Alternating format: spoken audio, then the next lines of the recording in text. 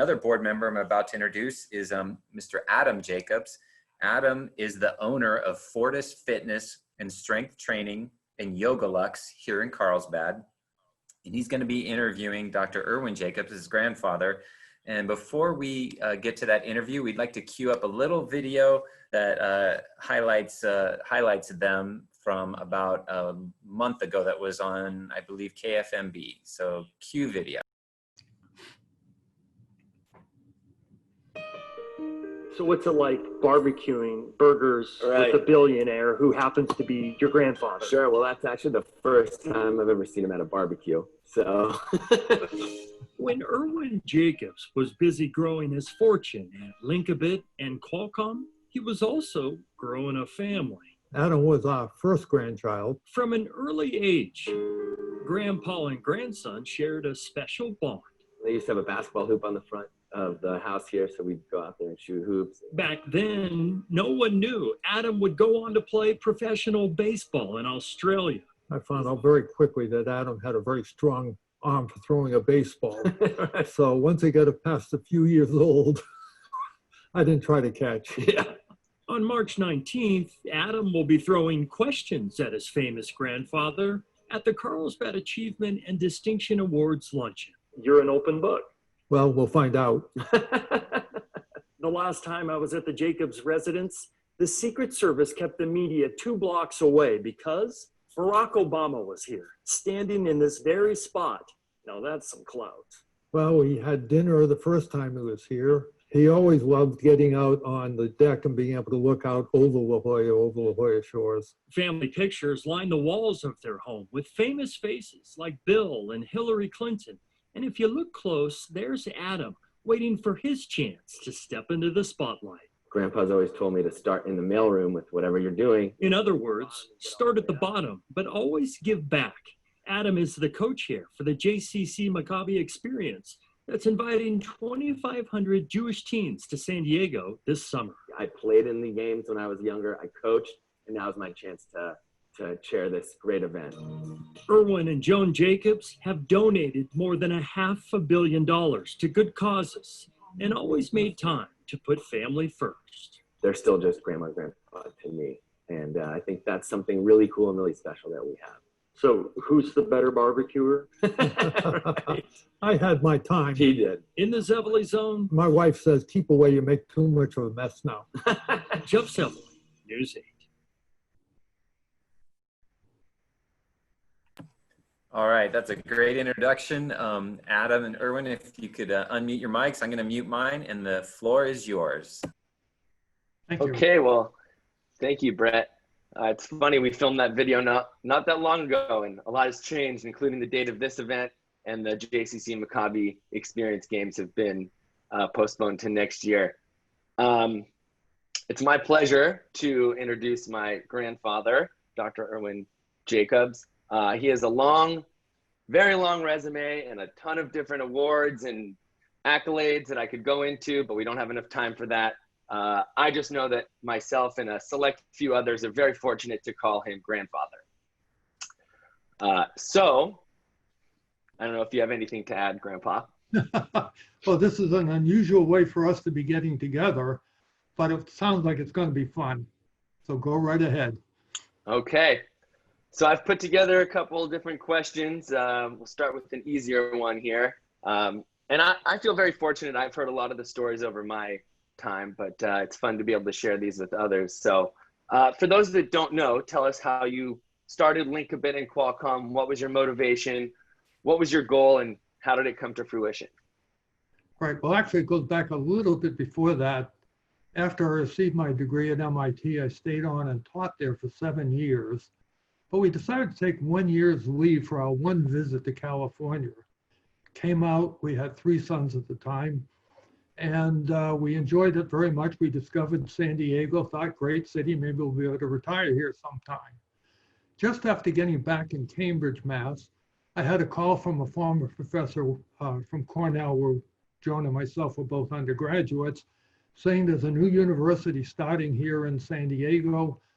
Would we come out and help start engineering? Which we turned down because family, friends, everything's on the East Coast. But we were really unhappy about that for 2 days. The second day, heavy rainstorm, came home. Joan showed me a story about a very nice sounding contemporary home. I said, let's go see it tomorrow. She said, only one trouble, it's in La Jolla. That was enough to flip us, and called up and said, okay, we're coming. That's how we came out to San Diego, kind of, well, it's probably like a lot of other stories, just taking advantage of a circumstance, being opportunistic. Out we came. After arriving here, there were a lot of requests for consulting because I had, with another professor at MIT, written the first textbook on digital communications. And as a result, there was much more than I could handle. I mentioned that to two faculty friends from UCLA, and they said, let's get together, start a company. And that's how Linkabit started, the first company. And we had no business plan, we had no products, but it began to grow. And so in I'll have to keep my decade straight here, 81, I took a year's leave from 71, get my decade right yet. Age is getting to me. In 1971, took a year's leave from UCSD to get things better organized, found that was fun, and decided, well, perhaps I'll leave academia. And kind of the argument I gave to myself, how could I justify that, was that I've been telling students for years that all this theory could be very useful, and here was a chance to demonstrate it. And so I did retire from UCSD in 72 and went on to Linkabit. Linkabit grew very rapidly, but in 1980 we decided to merge in with a company, Maycom, which was on the New York Stock Exchange. We needed to get liquidity for all of the employees who had stock options, et cetera. And this seemed like a good way to do it. I stayed on for another 5 years, retired for 3 months, and then started Qualcomm. That's probably a long answer on how we got started here. And one of the fun facts for those in Carlsbad is Viasat is one of the spin-offs of Linkabit from back in the day. So it was two of the founders were from Linkabit, and both excellent. Yeah, so there's our even more of a local connection. Moving to today, though, have you ever experienced anything like we're experiencing today with the COVID-19 shutdown? And if so, how did you navigate that while you were leading your companies? Well, I can't say we ever hit a circumstance like this. We, of course, did run into several periods where there was business being slowdowns, the recessions. And the approach we always took to that was that, okay, we're going to come out of this at some point. Let's be well prepared. And so we keep our R&D going, try to come up with additional new ideas and be prepared for the time that the world would open up again. That's probably the situation now, although it's a little bit scarier in the sense we don't know when we open up whether the virus is still going to be around, and we're going to have to continue to be very careful, which will cause problems. Of course, the interesting aspect, including the systems we're on right now, Zoom, is that wireless has become much more important. All the capabilities, we started the cell phone so you could talk to one another very quickly, added data capabilities, and then began to add more and more capabilities to the phone, GPS, video, camera functions, et cetera. And all of that is now turning out to be very, very important to many people, many businesses. And I suspect when we come out of this, we're going to have some significant changes on how we do business and how we live our lives. I completely agree. It's pretty cool to be on a system that you helped navigate for. One hard question, and I've had people ask me this before, is I know you had to do layoffs while you were running Qualcomm, and I know people now are deciding whether to or have already done some. Do you have any advice for them on on how to navigate that particular aspect of where we're at in the economy? Well, of course, a layoff is always very, very difficult. So one tries to minimize, avoid that as much as possible, provide support to any employees that have to be laid off, and hopefully get back to a spot where they can be rehired and get back to work. I think the main thing is to understand as much as possible different people's circumstances, try to, for example, provide health insurance as long as one might be able to, other situations, help them go back to school, whatever might be possible to help in a situation when indeed things begin to get better. Yeah, I know that's tough, and that's good advice. Hopefully that can help some people out there deciding what to do going forward. I might note, I don't think we ever, unfortunately or fortunately, had to lay off engineering talent, but we did at various times have to slow down our manufacturing capabilities. We're making cell phones for a period of time here in San Diego, shipping them to Hong Kong, shipping them to South Korea, of course, using them in the US, and then at various times that would slow down. Yeah, that's an interesting point to make there. So speaking of that, and rolls right into this question, given the industry that you were in, how were you always able to stay a step ahead and foresee the future with the rapidly changing technologies that were coming down the pike? And we see it every day, a new thing coming out every so often. So how were you able to stay ahead of the curve? Well, first of all, of course, the key item is to have very good people to work with, and then be very open to new ideas, to innovation, and in fact, always be encouraging it.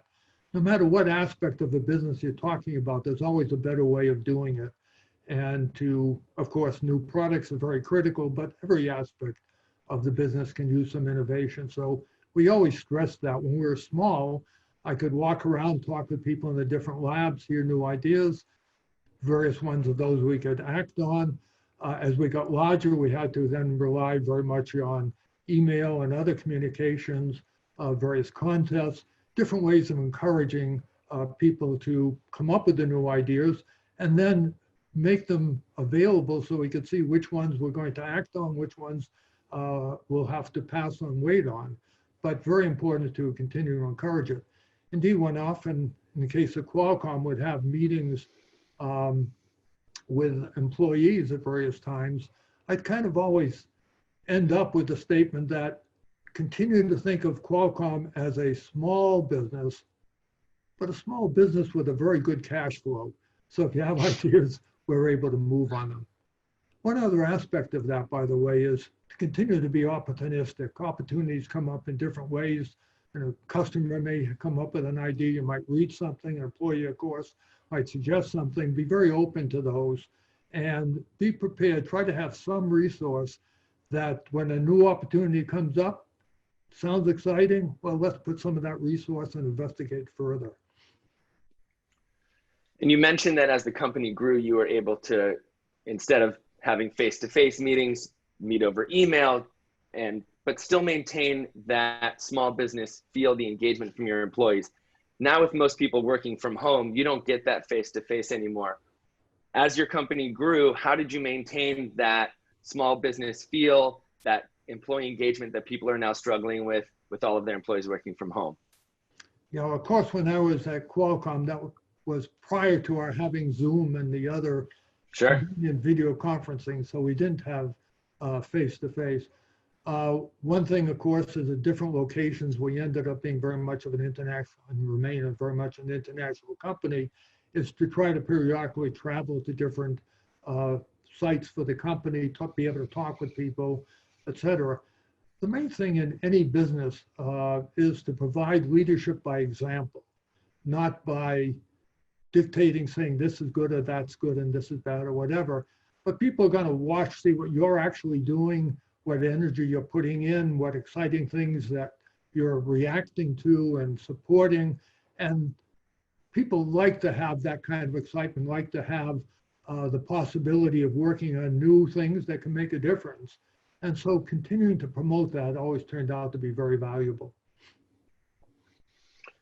Yeah, I can see that. You mentioned leading by. Oh, yeah. Let me interrupt a second. The mention of email, email was always very popular. It actually goes back to one of the very first projects at Linkabit, where we had a DOPR, I think it might have still been called DOPR at the time, a contract to extend the ARPANET over to Europe. And we built a satellite link to Europe with its own protocols. Then at the same time, ARPA was sponsoring a packet radio network, which of course has since become basically data over cell phones, but at the time that was very special.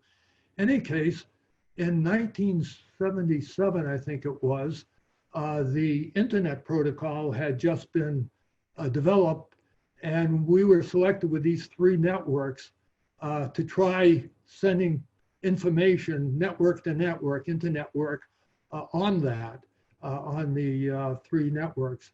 And about that time, I got very hooked on email because the only way to communicate with the people in various areas was by use of this new capability.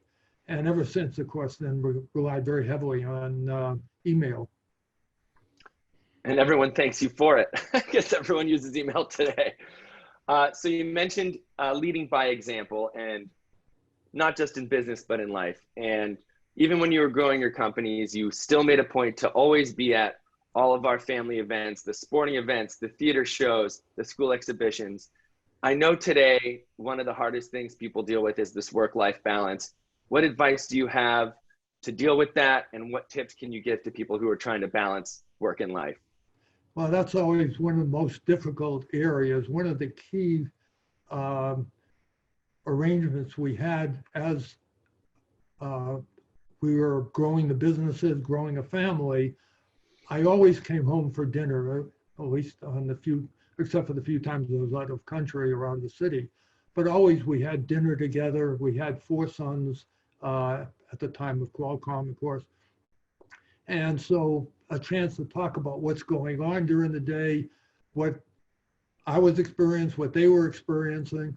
I think that was a very critical aspect. Might have to go back to work in the evening. Of course, these days you can do it from home, but then it often meant going back into the office. But just having that kind of contact. Then, as you mentioned, and particularly as one had grandchildren, having that opportunity to go to the various sporting events, various school events, making sure we had that contact. And finally, there was always a lot of travel, giving talks at various places or meeting customers. In many of those cases, able to take, and with the family, Joan, my wife, and four sons, I'd give a talk, and then we'd often go camping, often around Europe, for example, in different locations, and rent a van and do camping together. So that worked out very well. The opportunity just to have very close contact within the family, even though the time is limited, is critical. I like that. And along the same lines of the leading by example, you and Joan have been so philanthropic throughout our community, both here, regionally, back in your hometown of New Bedford. What advice can you give to people who want to get involved in the community or give back, but don't really know where to start or how to get started or where to look? Well, there are so many opportunities for that. Of course, during this COVID-2 time, it's even more such opportunities. And so one can go and contribute to the food bank. One can volunteer for that. There are a lot of other organizations that need help. It's interesting from a company point of view, and particularly after we went public, that we always, from Qualcomm, provided funding for a variety of charitable causes. And so, you know, occasionally you worry, well, is some shareholder going to say, you know, why are you doing this? You should be saving that money, building business, or sending us a dividend or whatever. And the point I always made is, first of all, an employee is by far the most important asset the company has. Employees like it very much when they feel part of the community and the company they're working with is contributing to that community. And so being able to therefore provide support does provide a very important company function as well as many other functions, in that, again, it helps retain employees and keep them happier with the way that you're operating the business.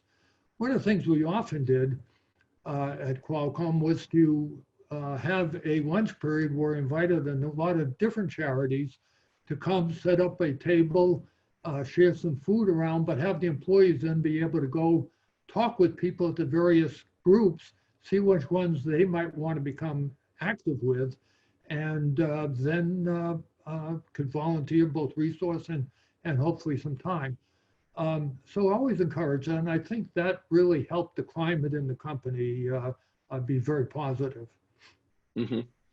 So we have only a few minutes left, and so I got a few more questions for you. One, I help chair the Carlsbad Young Professionals Group as part of the Chamber of Commerce here. And so what advice do you give to some young entrepreneurs that are just starting out in their professional career, trying to make a big impact? Right. Well, first of all, it's an exciting thing to do, get to enjoy it, but it's also a lot of very hard work. It's going to keep you up many nights. The main thing to do is, again, to be somewhat opportunistic. You might have an idea that you think, okay, this is the one I'm going to run with and stay with on a kind of a straight line, but it never works out that way. So you need to use what I often refer to as dynamic programming. You may have to make some changes as you're going along to optimize that, be open to new ideas that might be coming in, be able to move that way. The other, again, is finding very good people to work with, treat them very well, provide a very good working environment. I always believe that compensation-wise, you want to support people with a compensation that allows them to live a very positive life. But also, if you're in a situation where you have stock, that stock options are a very good way to help people provide for their estates. The main thing, again, is that people in every aspect of the business are critical, should be well supported, and they are the key to making your business successful. Mm-hmm.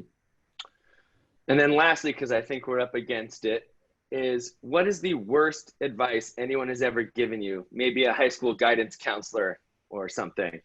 The worst? The worst. I know which one you're referring to. In New Bedford, when I was graduating high school, none of my family had been finished college before. And so I went to the high school counselor to get advice. And he said, there is no future in science nor engineering, that's going to be a dead end. I ended up, my folks had a restaurant. He advised me to go into the hotel and restaurant business. So I actually started Cornell in the hotel school, and it was there for a year and a half before I switched over to engineering, which turned out to be a great thing to do. However, I did spend 1 year cooking, so I may not be good at barbecuing, but I did have a year of professional cooking. Very good. Well, I think that is going to conclude our time here. That was really fun, Grandpa. Thanks for joining us today, and thanks for sharing your knowledge with the Carlsbad community and everyone else who tuned in today. And I can't wait to see you in person pretty soon here. We're not that far apart geographically, so let's take advantage of that whenever we're allowed to. All right. We'll keep Zooming together as a family and hopefully be much closer shortly. That's right. That's right. Thank you. All right. Thank you very much, guys. That was awesome. A great interview. Much appreciated, Adam, for setting that up, and Dr. Jacobs for participating. And as a parent of a young adult who got his first job out of college at Qualcomm, I'm very grateful for what you did. Plus, we're all grateful you went into science and didn't listen to that guy with our smartphones and our 5G devices. My son actually gave me this cool little gizmo camel that he got from Qualcomm as a suit. Well, actually, I'm not sure if he gave it to me or not. I might have just taken it, but he's not watching, so it doesn't matter. It's mine now. But no, that was wonderful.